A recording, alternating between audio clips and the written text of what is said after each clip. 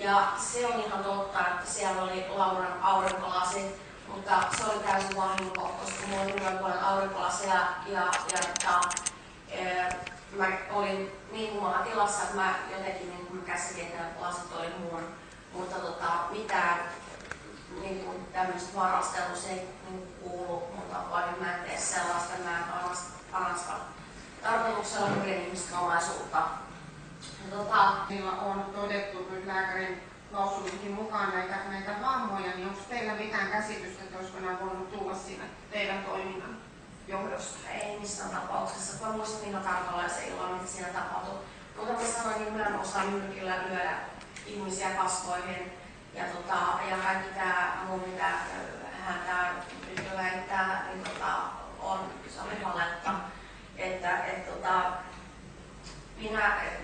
Siis mä muistan sen, että mä sitä kundia, jolla oli se polmerikin, sitä vedin hiuksista jonkun verran alaspäin, en hirveän rajusti. Ja sit hän alkoi kuristaa mua niin kovaa, että mä oikeesti luulin, että hän itse asiassa mun mielestä huusi, että hän tappaa mut.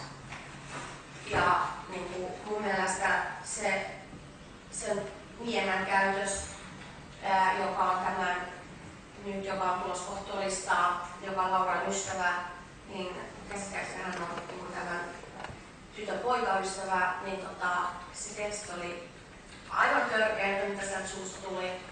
Ja sitten se kuristaminen oli oikeastaan kaiken huippu. Tässä tilanteessa sitten tässä eteisessä tapahtuneessa tässä tavallaan tässä poistamistilanteessa, niin Laura Anderssonille sitten jotain? Mä en muista sitä ihan tarkalleen, että en kunnolla eteen mitään vakavaa, siis sellaista, että olisin purrut tai lyönyt nyrkillä tai jotain. Se on mahdollista, että mä oon saattanut niin kuin lämästä, siis näin kädellä näin tai jotain vastaavaa, että mä oon yrittänyt päästä siitä otteesta irti. Se ote oli tosi kova ja mulla ei ollut oikeastaan mitään tehtävissä siinä. Pyörin vasta maassa ja mä pääsin siitä pois. No, kertoisitteko vielä sit vähän tarkemmin tästä juuri, mistä viimeksi mainitsitte, eli kun pyrki viemään sinne rappukäytävään, niin millä tavalla se nyt sitten oikein tapahtui? Muistaakseni sillä tavalla, että mä olin maassa ja hän veti mua hiuksista ulos sen rappukäytävään. Hyvin rajua ja julmalla tavalla. Sanoitte, että muistaaksenne, niin mitä te siinä tarkoitatte? No, tarkoitan sitä, että tästä tapahtumasta kuitenkin sen verran aikaa, että mä pystyn jokaista yksityiskohtaa ihan tarkalleen muistamaan. Plus sit se, että täytyy ottaa huomioon, että kaikki oltiin päihtyneitä. En muista sellaista. Mun mielestä ei. Ravintola Timo.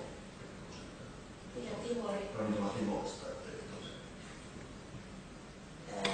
ei sanotaan, että se on tapahtunut ehkä joskus aikaisemmin. Mutta et sanotaan vaikka, mutta olisi heitetty sitä ravintolasta ulos, niin se ei aiheuta niin isoja muistuttuja. Mä kysyisin sitä, että onko teillä ollut silloin, kun te olette tullut sinne asuntoon, niin onko teillä silloin ollut silmä kulman alapuolella jonkinlainen? Kyllä mulla oli tässä näin semmoinen naarmu. Ja mä en muista, että oliko silloin, kun mä tulin sinne asuntoon, vai aiheutuiko se myöhemmin niin siinä Lauran ja mun välisessä tappelussa. En muistatteko mahdollisesti jotain aiempaa tilannetta, missä minun olisi voinut tulla? Miten tuossa? No ei se nyt kauhean tuore ollut, että oli sitä aikaa.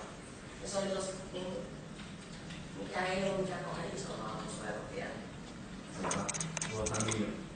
Puhuitte tuossa aiemmin, että ette osaa tällaista niin sanottua nyrkkilyöntiä, mutta onko mahdollista, että puhuitte tuossa aiemmin, että olisitte avokäyttäjä? Se on mahdollista siinä tilanteessa, kun Laura käy minun kimppuun, niin mä oon puolustautunut, mä yrittänyt päästä hänen otteestaan irti. Onko mahdollista, että olisitte suorittaa myös sellaisen lyönnin tavalla, siis samalla tavalla kuin avokäyttäjä, mutta ei ole siinä yhteydessä käsityksessä? Se ei välttämättä vaadi hirveästi kaikkea tapahtua. No siis mun mielestä kunnon nyrkkilyönti on siis sellainen, että se vedät täällä niin ihan kunnolla, niin kuin tässä otteessa niin koko vartalolla. Se on ilmeisesti sellainen kunnon nyrkkilyönti, mutta onko mahdollista, että olisitte samalla tavalla, että olette nyt avokäyttäjä, että olisitte lyönyt sinne?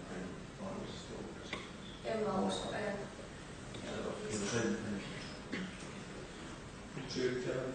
Ei ole, kiitos. Eikä varmaan alaista. Kiitos. Joo, kiitoksia.